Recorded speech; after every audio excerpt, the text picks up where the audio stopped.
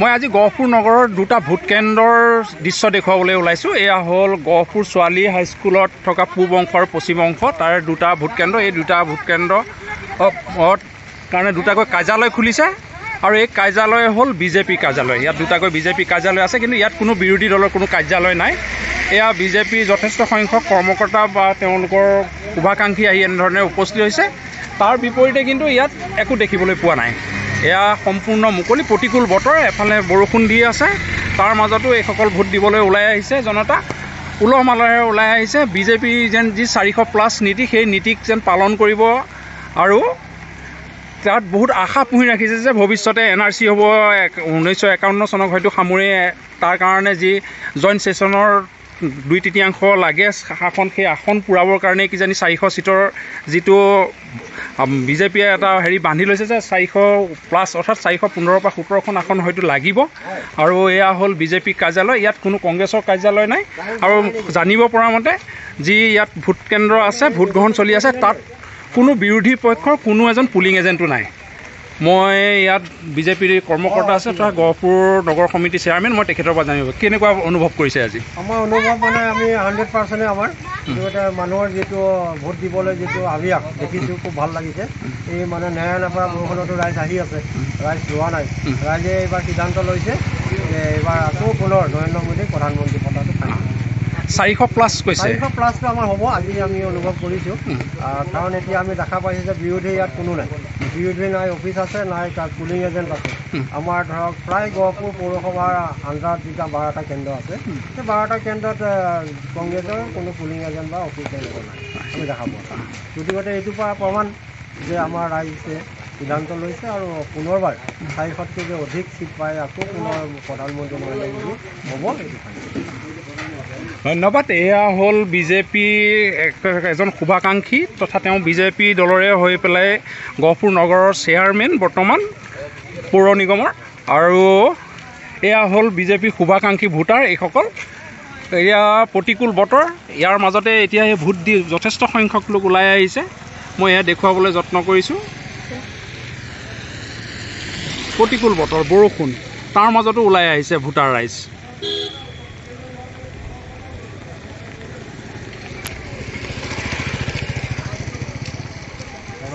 এয়া ভোট দিলি, কাক দিলি? কাক দিলে? কোন ছাৰক? অঁ, বিজেপিত দিছে। অঁ, হয়, এওঁলোকে বিজেপিত দিছে, ক'বলৈ কোনো দ্বিধা নাই, সকলো মানুহ বিজেপিময়। এয়া হ'ল গহপুৰ নগৰৰ পৰিৱেশ। ভোটাৰ ৰাইজ ভোট দি ওলাইছে। ভোট দিলি? কাক দিলি? জানাই নহয় কাক দিম। বিজেপি জিন্দাবাদ, বিজেপি জিন্দাবাদ, চব বিজেপি মই, সব বিজেপি মই।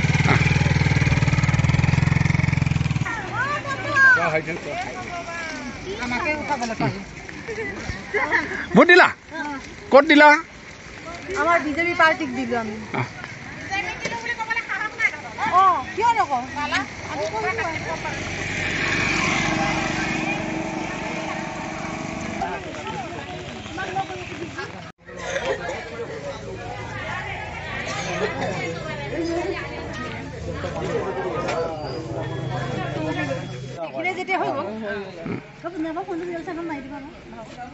কথাটো সুকীয়াই।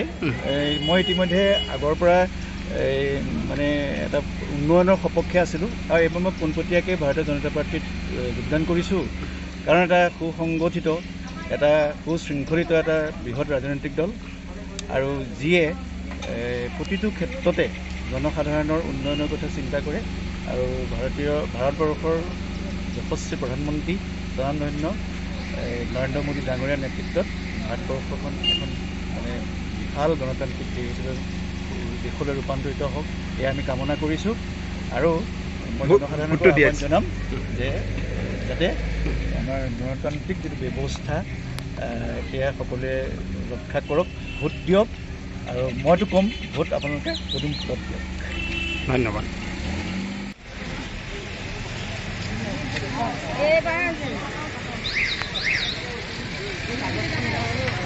চলি আছে।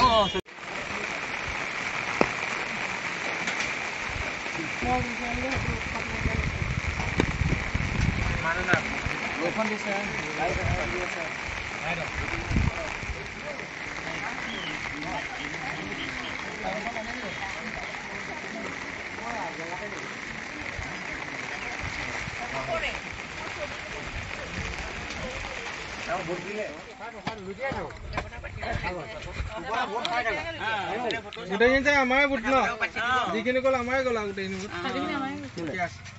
কেনেকুৱা চলিছে আমাৰ এতিয়া বৰ সুন্দৰ চলিছে আমাৰ ইয়াত কংগ্ৰেছৰ কোনো কাৰ্যালয় নাই আৰু ভিতৰতো কোনো পুলিং এজেণ্ট কংগ্ৰেছৰ নাই গতিকে আমাৰ এতিয়া 10টালৈ আমাৰ 300 ভোট ওপৰ হৈ গ'ল বিজেপি সকলো বিজেপি চব বিজেপি বিৰোধী কোনো দেখাই নাই আমি এতিয়ালৈকে বিৰোধী কোনো দলকে আমি দেখা বা মানুহক এজনকো পোৱাও নাই বিৰোধী দলৰ মানুহ এইটো কেই নম্বৰ ৱাৰ্ড এইটো 104 1 নম্বৰ ৱাৰ্ড বুথ নং 104 পুলিং এজেণ্ট নাই নাই কোনোৱে নাই আমি দেখাই নাই এতিয়ালৈকে বৰ্তমান মুঠতে বিজেপি ভোট চলি আছে অন্যক আনিছা নেকি আমাৰ ইয়াত এই 5 নম্বৰ 6 নম্বৰ ৱাৰ্ডৰ এই ভোট কেন্দ্ৰ আমাৰ ইয়াত বিজেপি বাদে অন্য দলৰ কোনো কাৰ্যালয় নাই ইয়াত সম্পূৰ্ণ বিজেপিতে ভোট মাৰিছে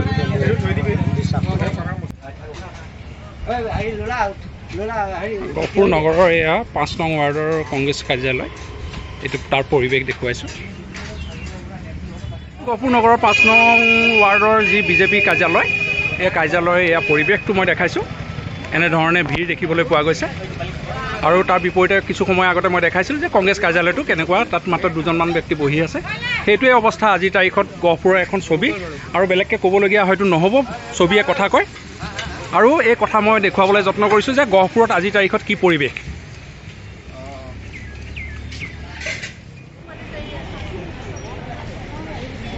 কিয়